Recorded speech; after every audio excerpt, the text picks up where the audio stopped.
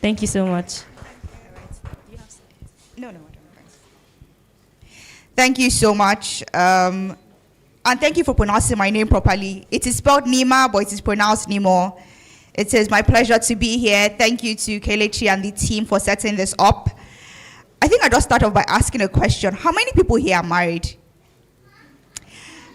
Okay. It's for those that it's not. I'm not trying to set people up. This is not one of those tech bros here, law babes here, start setting up. No, that's not what it's about.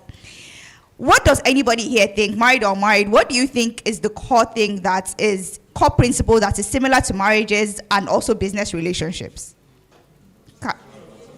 Thank you very much. It is trust. I'm not married either. I just assumed that that's what they're going to say.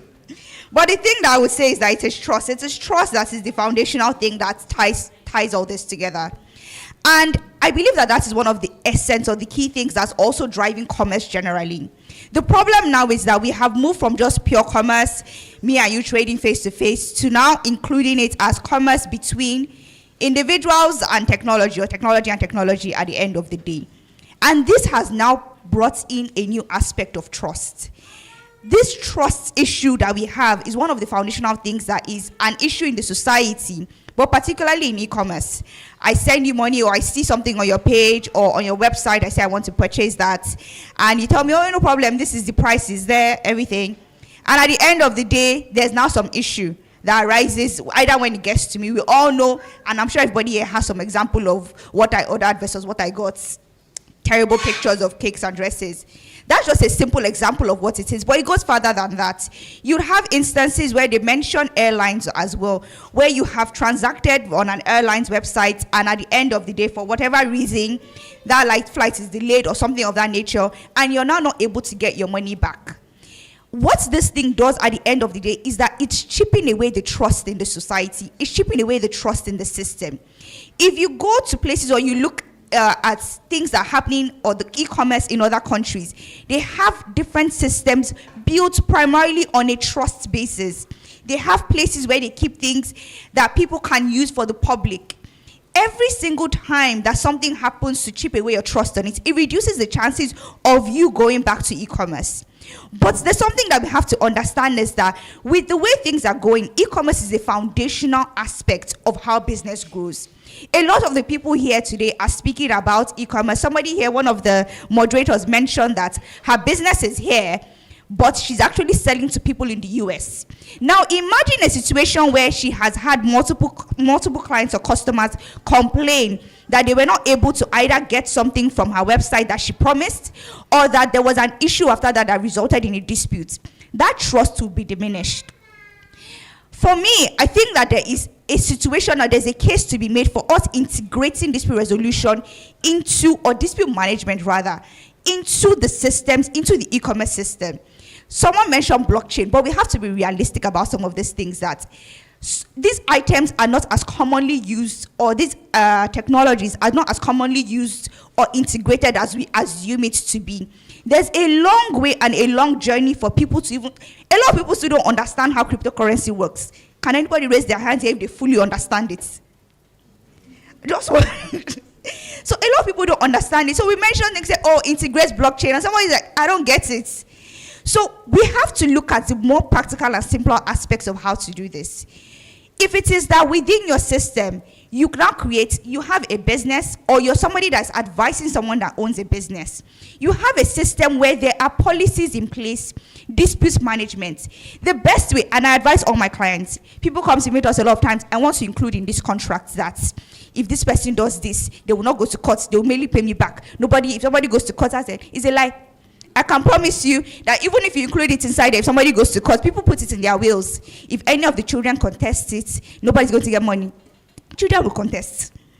And they don't mind doing that, because at the end of the day, sometimes it's just to frustrate the other person. So we have to find ways of mitigating the dispute in the first place. How do you avoid it arising? I think if there is a way that we can integrate it into the e-commerce system, it can help. So you have somebody, a lot of the times the dispute arises because when a complaint is made by a customer, when a complaint is raised by a regulator, when a complaint is raised by a fellow business that, oh, maybe you are infringing on my IP, the response is not appropriate. What bigger organizations do and what bigger organizations have is that they create in place crisis management systems, or they create in place business sustainability policies. There is nothing that stops a small business from also having something of that nature. There is nothing that stops a technology system or app or software startup from having that same policy in place on a written basis, that somebody on the back end knows, okay, if a client complains about XYZ, this is what we're supposed to do. So that the systems, the responses are appropriate, so that you mitigate the arrival of an actual dispute. So let us say after you've done all of this, you've taken some other steps, you have ensured that your clients are aware, this is the policy in place. I can only do this, I can only do that. When somebody responds, that is what is going to be given to them.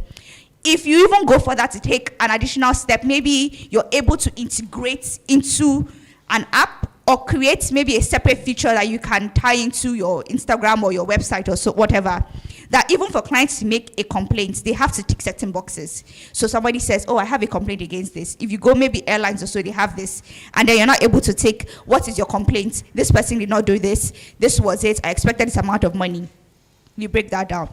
If you've done all of this, and at the end of the day, for whatever reason, a dispute still arises, what next?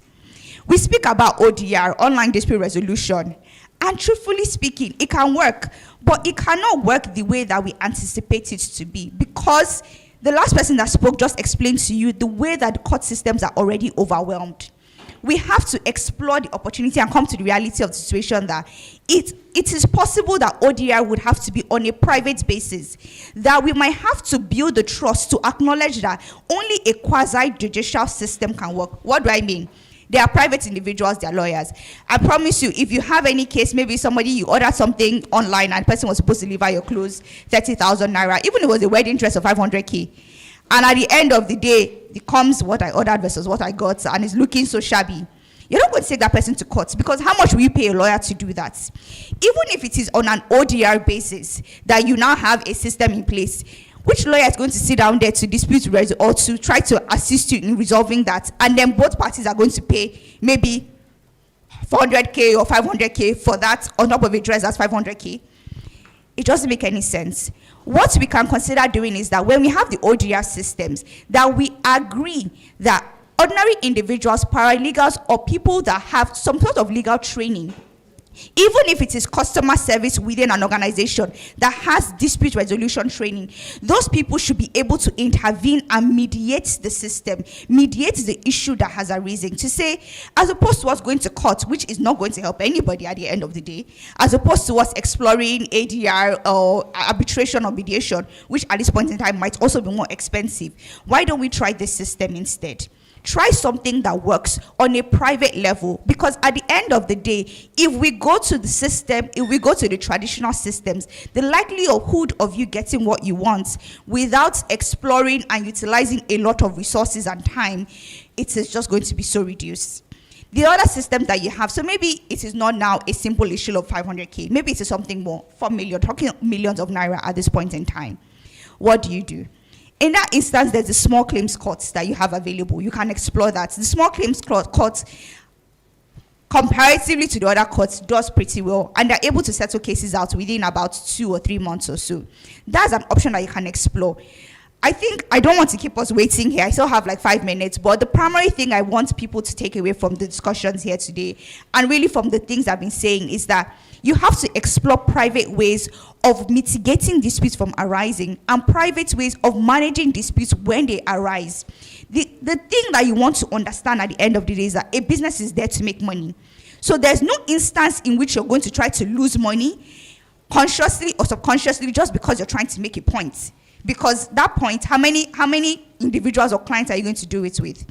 The idea just being that try to find ways, explore systems that you can integrate into it.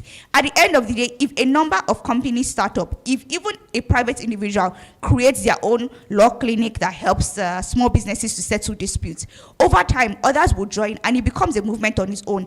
It becomes a quasi-judicial system existing side by side with the more traditional systems that are more complex and more demanding to the dispute resolution process that we have at the moment. So thank you so much for listening to me. I hope that was helpful.